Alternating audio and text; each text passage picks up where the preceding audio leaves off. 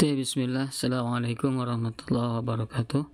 Alhamdulillah, wassalatu wassalamu ala rasulillah wa ala alihi wa man walah. Asyhadu an la ilaha illallah wa asyhadu anna muhammadan abduhu wa rasuluh. Ikhwafillah yang semoga Allah muliakan. Alhamdulillah, kemarin kita sudah membahas kaifa nata'allam al-fiqh, bagaimana kita belajar fikih ya. Insyaallah hari ini kita akan membahas bab inti dari apa yang akan kita pelajari ya, di mana akan kita pelajari materinya adalah dari muqarrar ini. Muqarrar itu muqarrar adalah panduan, buku panduan atau rujukannya apa ya. Buku panduannya adalah At-Ta'hil Al-Fiqhi. Jadi insyaallah kita akan menggunakan ini At-Ta'hil Al-Fiqhi. At-Ta'hil Al-Fiqhi ini muqarrar sekaligus sebuah nama sebuah program At-Ta'hil Al-Fiqhi yang digagas oleh atau yang dibawakan oleh Syekh Dr. Amir Muhammad Fida Bahjat. Beliau adalah seorang Hay'atut Tadris fi Jami'ati At-Taibah. Beliau seorang anggota dosen pengajar di Universitas Taibah ya. Alhamdulillah, ini banyak sekali peserta At-Ta'hil Al-Fiqhi ini, banyak mahasiswa dari Madinah ya, terutama bahwa Universitas Jami'ah Islamiyah banyak sekali mahasiswanya yang hadir di At-Ta'hil Al-Fiqhi ya. Dan alhamdulillah saya sendiri bergabung di program atau di acara ini, At-Ta'hil Al-Fiqhi ini, dan alhamdulillah sudah lulus ya, alhamdulillah, dan mendapatkan ijazah dari beliau. Semoga Allah Subhanahu wa taala menjadikan ini adalah semua bagian dari jariah Syekh Dr. Amir Bahjat ya, kebaikan buat beliau, dan juga mudah-mudahan ini menjadi kebaikan bagi kita semua insyaallah, menjadi pemerat timbangan amal soleh kita kelak di yaumul akhir, yauma la yanfa'u malun wala balun illa man atallaha biqalbin salim. Pada hari tidak ada manfaatnya harta dan anak-anak kecuali orang yang datang kepada Allah dengan hati yang salim, hati yang selamat, hati yang salim atau selamat. Nah, kata Syekh As-Sa'di, salim atau selamat ini ada 3 hal yang harus selamat, yaitu yang pertama as-salim minal asyirk, selamat dari kesyirikan. Yang kedua, selamat dari al-ma'asi, kemaksiatan. Yang ketiga adalah selamat dari al-bid'ah, yaitu kebid'ahan ya. Ini 3 hal. Terutama ini nomor 1, selamat dari kesyirikan. Mudah-mudahan kita belajar niat karena Allah Subhanahu wa taala, bukan karena dunia dan riya. Nauzubillahi min dzalik ya. Semoga Allah jauhkan, karena inilah yang akan merusak amal soleh kita, akan merusak ibadah kita, batalnya amal baik kita ya. Mudah-mudahan Allah jauhkan dan Allah jadikan amal soleh ini adalah amal yang benar-benar ikhlas karena Allah Subhanahu wa taala insyaallah, amin ya rabbal alamin. Kemudian ikhwafillah, al-muqarrar al-fiqhi wafqa madhabin mu'tamadin alal qawli rajih fi madhabil imam Ahmad rahimahullah ta'ala. Jadi muqarrar fikih ini adalah yang sesuai dengan madhab yang mu'tamad, madhab yang diakui, ala qawli rajih, berdasarkan pendapat yang rajih, pendapat yang paling kuat ya, fi madhabil imami Ahmad, dalam madhabnya Imam Ahmad. Jadi muqarrar fikih ini adalah ya, atau al-muqarrar At-Ta'hil Al-Fiqhi ini ya, adalah berdasarkan qaul rajih, yaitu pendapat yang paling kuat ya dalam mazhab al-Imam Ahmad ya, di mana beliau adalah banyak mengutip atau mengambil faidah dari kitab Zadul Mustaqni, Zadul Mustaqni yang pernah kemarin kita bahas ya, karangan Al-Hajjawi ya. Taib. Kemudian selanjutnya ahdaful muqarrar, tujuan dari buku panduan ini ya, khususnya tentang buku fikih ibadah ini, tentang bab ibadah ini. Yang pertama adalah an yafhamal mutadarribu al-mustalahatil fiqhiyata fi abwabil ibadati, bahwasanya mutadarrib, para peserta, faham al-mustalahat al-fiqhiyah, istilah-istilah fikih fi abwabil ibadat, dalam bab-bab ibadah ya. Jadi kita akan mengetahui istilah-istilah fikih dalam bab ibadah ya. Contoh misalnya kita nanti akan mengetahui syurutus shalah, syurutul musalli, syurutul wudu, arkanul wudu dan lain sebagainya, istilah-istilah dalam bab fikih ibadah. Insyaallah kita akan mengetahui. Kemudian yang kedua, ini yang pertama.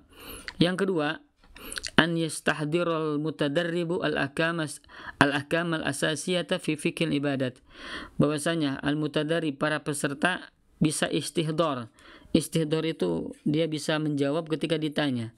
Dia bisa memahami, dia bisa mengetahui lebih dalam ya. Jadi dia bisa memahami al-ahkam al-asasiyah, hukum-hukum yang asas, hukum-hukum yang pokok, inti. Fi fikih ibadat, dalam bab fikih ibadah. Jadi bisa istihdor. Istihdor tadi bisa ya memahami lebih dalam. Artinya jika kalau ditanya dia mampu menjawab. Misalnya rukun sholat apa saja, rukun wudu apa saja, dia bisa menjawab ya. Ini ketika kita insyaallah sudah belajar di pertemuan ini insyaallah, atau di fikih ibadah ini. Kemudian yang ketiga ini, an yaktasibal mutadarribu malakata tanzilil masailin nadhariyati alal waqa'il amaliyah bil qadari alladhi yumakkinuhu minal amali wat tatbiqi.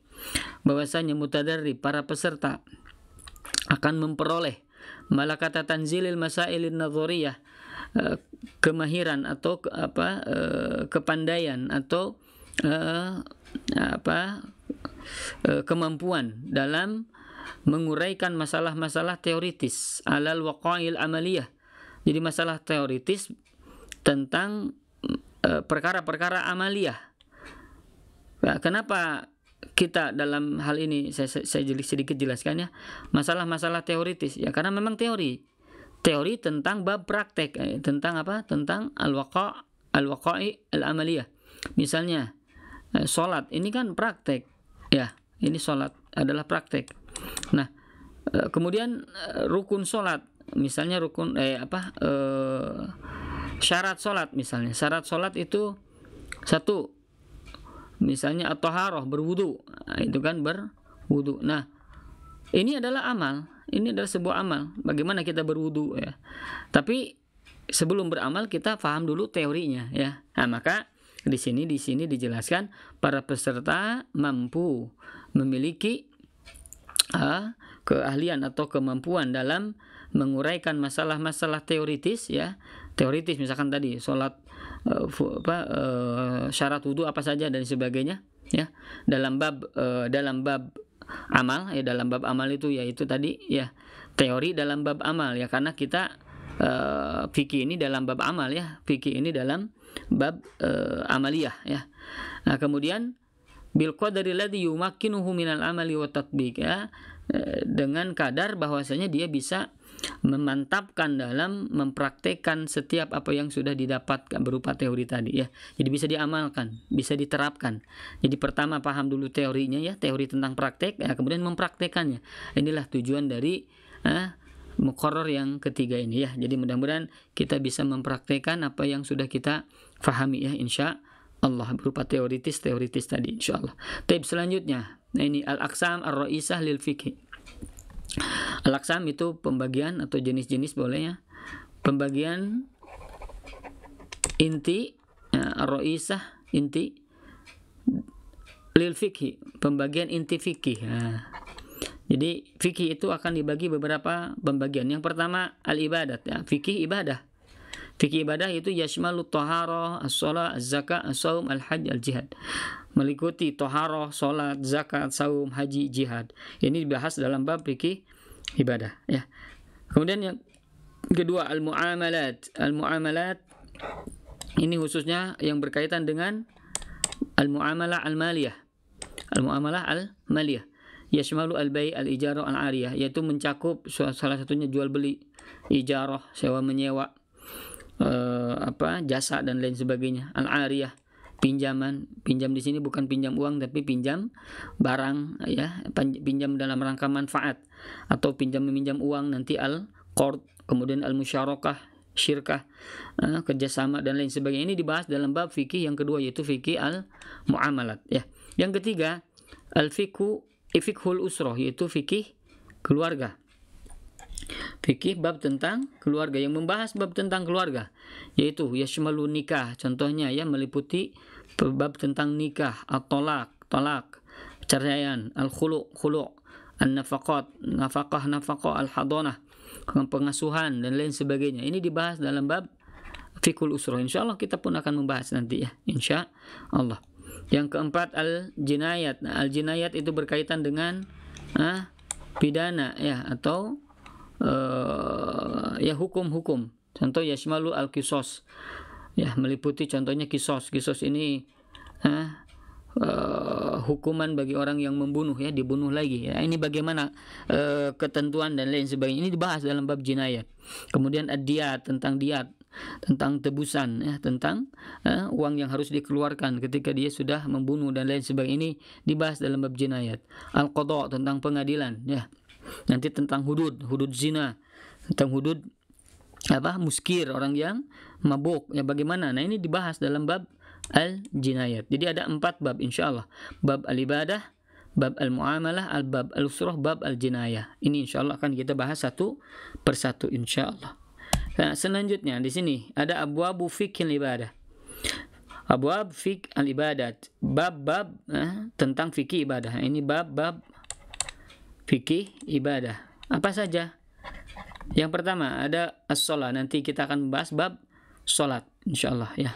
Kemudian ada bab zakat. Nah, ini tentang zakat insyaallah kita bahas. Nah, zakat ini tidak masuk ke dalam muamalah ya, karena memang zakat ini adalah ibadah yang termasuk rukun Islam, jadi masuk ke dalam bab ibadah. Kemudian as-saum, bab saum. Kemudian al-hajj, bab haji.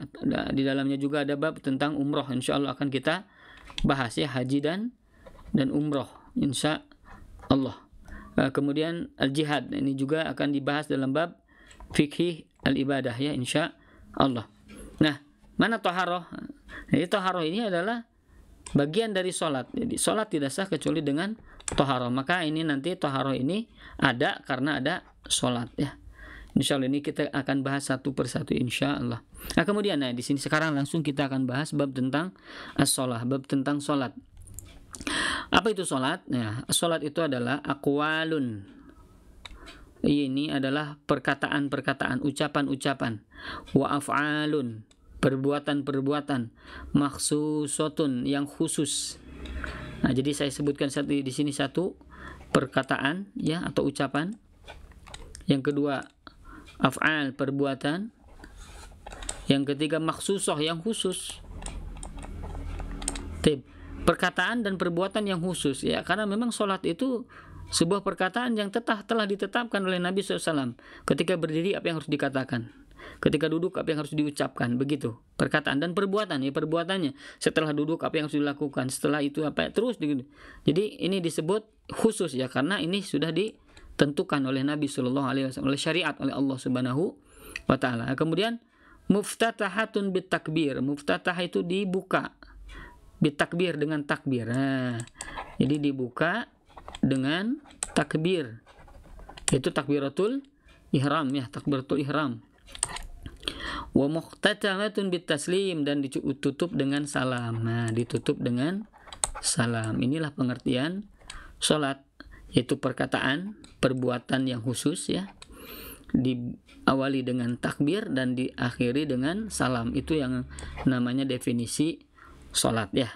Wallahu alam ya. Ini yang pertama. Kemudian selanjutnya ini yang akan coba kita bahas ya dalam bab salat ini, syurut. Syurut itu syarat-syarat. Syarat-syarat. Kemudian arkan, rukun. Ini jamak semua ya, rukun. Wajibat, wajib. Jadi nanti apa syarat-syarat salat, apa rukun-rukun salat, apa wajib-wajib salat, apa sunan itu sunah-sunah. Apa sunah-sunah salat, mubahat, apa yang mubah-mubah, yang dibolehkan, apa yang dibolehkan dalam salat. Kemudian makruhat, ini makruhat itu yang terlarang ya, yang tidak boleh dilakukan di dalam salat apa saja. Kemudian mubtilat, pembatal salat apa saja. Kemudian anwa'us shalah, jenis-jenis salat apa saja, nanti kita bahas. Kemudian al-khata fi shalah, kesalahan dalam sholat. Apa saja kesalahan dalam sholat? Nah, insya Allah kita bahas. Nah, ini tadi 9 pokok yang akan kita bahas ya. Syarat, rukun, wajib, sunnah, mubah, makruh, mubtil atau pembatal, anwa sholat, jenis sholat, al-khata' fi sholat, kesalahan dalam sholat. Insyaallah satu persatu kita akan bahas ya. Dan kita akan bahas ini salah satu di sini yang nomor 1 adalah syurut, yaitu syarat apa saja. Nah, ini kita akan bahas. Syurutus sholat, syarat-syarat sholat. Di sini saya cantumkan, ini tidak ada di muqarrar ya. Saya cantumkan di sini. Saya kutip dari kitab Al-Fiqh Al-Islami wa Adillatu karya Syekh Wahbah Az-Zuhaili. Kata beliau yang namanya pengertian syarat ya, pengertian syarat syurut itu adalah asyartu fil lughah, syarat secara bahasa, fahuwal alamah, yaitu tanda. Wa fi syariah, dan pengertian secara syariat atau secara istilah maksudnya di sini, huwa ma yatawaqqafu alaihi wujudu syai'. Jadi segala perkara ya, yang menimbulkan, yang mengakibatkan adanya sesuatu. Jadi kalau misal sholat misalnya ya, syaratnya salah satunya wudu. Nah, wudu ini sholat ini ada jikalau ada wudu, begitu. Contoh misal begini, orang yang tidak sendal, orang yang tidak pakai sendal dilarang masuk. Berarti orang yang tidak pakai sendal dilarang masuk. Mana syaratnya? Ini syaratnya. Berarti syaratnya harus pakai sendal. Kalau pakai sendal bisa masuk, begitu, masuk rumah. Nah, artinya kalau tidak pakai sendal tidak boleh masuk rumah. Inilah syarat namanya. Jadi kalau tidak ada, maka tidak ada sesuatu yang disyaratkan itu. Sesuatu yang dijadikan pokok untuk syarat tadi. Jadi kalau misalnya tidak ada wudu, maka tidak ada sholat, begitu. Tidak pakai sendal, maka dia tidak bisa masuk, begitu. Tapi ketika ada wudu, ini ada, belum tentu ini untuk sholat, begitu. Jadi ketika kita berwudu, ini belum tentu otomatis langsung sholat. Bisa jadi wudu itu hanya untuk baca Quran misalnya. Wudu itu hanya untuk menjaga toharoh ya, bukan untuk sholat. Bisa saja begitu. Jadi adanya wudu ini tidak mesti adanya sholat, begitu. Adanya wudu tidak mesti menjadikan adanya sholat. Tapi adanya sholat itu mesti adanya wudu. Nah, makanya tadi ma yatawaqqafu ali wujudu syai'. Adanya sesuatu itu karena adanya yang disyaratkan tadi ya. Wa kana kharijan an haqiqati aw mahiyatihi, dan yang namanya syarat ini ada di luar yang dipersyaratkan. Nah, wudu ini kan ada di luar sholat, betul ya? Wudu ada di luar sholat, gitu. Maka inilah namanya syarat ya. Beda dengan rukun, nanti kita bahas ya. Kalau syarat itu ada di luar sholat, misalnya wudu, kemudian apalagi misalnya menghadap kiblat, kemudian dan lain sebagainya, itu adalah di luar sholat, sebelum sholat ya. Maka itu ada menjadi sebuah syarat ya. Ini pengertian. Taib. Selanjutnya, nah ini syarat sholat itu ada 2 ya, bagi musolli, bagi pelaku. Nah, ini orang yang melakukan, bagi pelakunya. Nah, apa saja syarat bagi pelakunya? Ini ada 4. Arba'ah, ada berapa? 4. Pertama al-Islam, muslim. Nah, berarti lawan kata muslim adalah kafir. Berarti orang kafir ini adalah tidak ini nih syarat sahnya. Islam itu syarat sah. Artinya kalau kafir dia tidak sah sholatnya. Tapi ini bukan syarat wajib ya. Jadi orang Islam, orang kafir wajib sholat. Wajib sholat. Tapi ketika dia sholat tidak sah. Kenapa? Ya karena harus Islam, berarti harus masuk Islam dulu. Jadi orang kafir dituntut untuk sholat, wajib sholat. Dalilnya ya surat Al-Mudaththir. Kata Allah Subhanahu wa taala mengutip orang-orang yang bertanya kepada orang-orang yang masuk neraka Saqar. Ma salakakum fi Saqar? Apa yang menjadikan kamu masuk ke dalam neraka Saqar? Maka mereka katakan, orang kafir itu, lam naku minal musallin, karena kami tidak melaksanakan sholat. Masya Allah. Jadi intinya orang kafir juga dituntut untuk sholat. Nah, ya. Tapi ketika dia sholat tidak akan sah ya. Kenapa? Karena harus Islam dulu. Maka ini syarat sah dulu ya. Ya apa, Islam itu syarat sah ya. Yang kedua al-aqal. Al-aqal itu berakal. Berakal. Lawan katanya adalah majnun. Majnun itu gila ya, atau tidak punya akal ya, gila. Maka orang yang gila, nah ini adalah ini saya bilangkan, nah ini syarat sah dan syarat wajib. Syarat sah dan syarat wajib. Artinya seorang yang gila dia tidak wajib sholat. Orang yang berakal wajib sholat, begitu. Wajib. Kalau tidak berakal tidak wajib. Kemudian syarat sah juga di sini. Jadi dua, syarat sah dan syarat wajib. Kalau orang yang tidak berakal sholat tidak sah. Orang yang berakal sholat sah insya Allah, begitu. Karena ini merupakan syarat sah dan syarat wajib. Kemudian yang ketiga al-bulug. Nah, al-bulug ini adalah syarat wajib. Nah, ini syarat wajib. Artinya orang yang tidak balik itu, bulug itu balik ya. Kalau laki-laki sudah bermimpi, kalau perempuan sudah haid ya. Nah, orang yang belum balik maka belum wajib. Ini karena syarat wajib. Tapi orang yang sudah balik maka wajib dia sholat. Wajib apa? Sholat. Nah, pertanyaannya, orang yang belum balik, anak kecil, apakah sah sholatnya? Sah. Kenapa? Karena balik ini bukan syarat sah, tapi syarat wajib ya. Paham ya? Jadi sah sholatnya orang yang anak kecil itu ya. Tapi dia belum ada kewajiban untuk sholat ya. Kemudian yang keempat adalah adamul haid wan nifas lil mar'ah, yaitu tidak sedang haid, tidak sedang nifas bagi perempuan. Nah, ini adalah syarat sah dan syarat wajib ya. Syarat sah dan syarat wajib. Artinya kalau dia tidak haid maka sah sholatnya. Dia tidak haid maka wajib sholatnya. Tapi ketika dia haid ya, maka tidak sah dan tidak wajib dia melaksanakan sholat. Itu untuk syurutul musolli, syarat bagi pelaku. Ini bagi apa? Pelaku ya. Taib. Selanjutnya ini ada 4. Selanjutnya ada syurutus sholat. Nah, ini perbuatannya, syarat sholatnya. Perbuatan.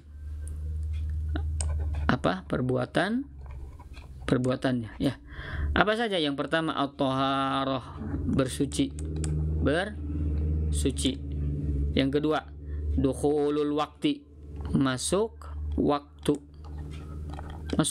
Jadi kalau tidak masuk waktu ya tidak sah. Kalau dia tidak bersuci, tidak berwudu misalnya, atau dia tidak mandi, kalau dia junub maka tidak sah. Tidak sah. Thaharah yang pertama.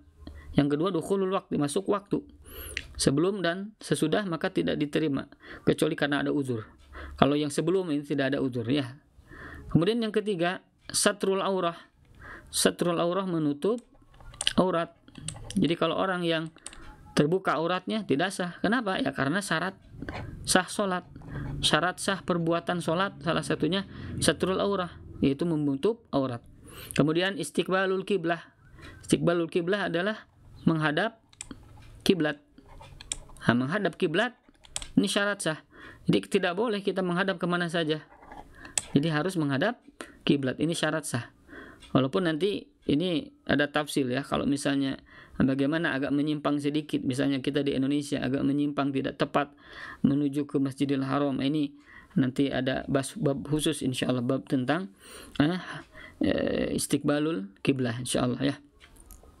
Jihah, nanti ada bab tentang jihah dan bab tentang tarkiz. Tarkiz itu pusat langsung menuju ke Ka'bah, ke Masjidil Haram. Nah, bagaimana ketentuannya insyaallah nanti akan dibahas dalam bab khusus istiqbalul kiblah insyaallah. Kemudian yang kelima adalah an-niyat, yaitu apa? Niat. Inilah syarat dalam perbuatan sholat, yaitu salah satunya apa? Niat. La salata, tidak ada salat bagi orang yang tidak niat. Innamal a'malu binniyat. Sesungguhnya amal innamal a'mal binniyat, amal-amal itu tergantung dari niat. Jadi tidak boleh seseorang ya yang salat tanpa niat, harus dengan niat ya. Hanya memang niatnya mahalluha al-qalbu, tempatnya di hati. Jadi tidak perlu diucapkan ya. Berbeda dengan ulama Syafi'iyah ya, mereka mengatakan talaffuz an-niyah sunnah untuk mengucapkan niat ya. Kan tapi ulama-ulama yang lain tidak mensyaratkan untuk talaffuz ya. Hanya mensyaratkan ada di dalam hati, bahwasanya di dalam hati kita berniat untuk melaksanakan itu ya. Karena nanti niat itu tamyizul ibadat ba'duha ala ba'din. Jadi membedakan salah satu ibadah dengan ibadah yang lain itu dengan niat. Atau tamyiz al-ibadah ma'al adah, membedakan ibadah dengan adat atau dengan kebiasaan, itu dengan niat. Nah, maka harus ada niat di sini ya. Insyaallah nanti kita akan bahas satu persatu ya, insyaallah. Taib ikhwafillah, itu saja mungkin ya yang bisa dibahas. Kita sampai bab tentang syurutus shalah, syarat-syarat salat ya, di mana ada syarat untuk musolli, pelaku salat, ada syarat as-shalah, yaitu syarat untuk perbuatan salatnya ya. Di mana totalnya ada berapa? 9 ya. 4 untuk syarat musolli, 5 untuk syarat perbuatan sholatnya ya. Wallahu alam, semoga mudah difahami oleh kita semua dan diamalkan ya. Aqulu qouli hadza wastaghfirullah li wa lakum.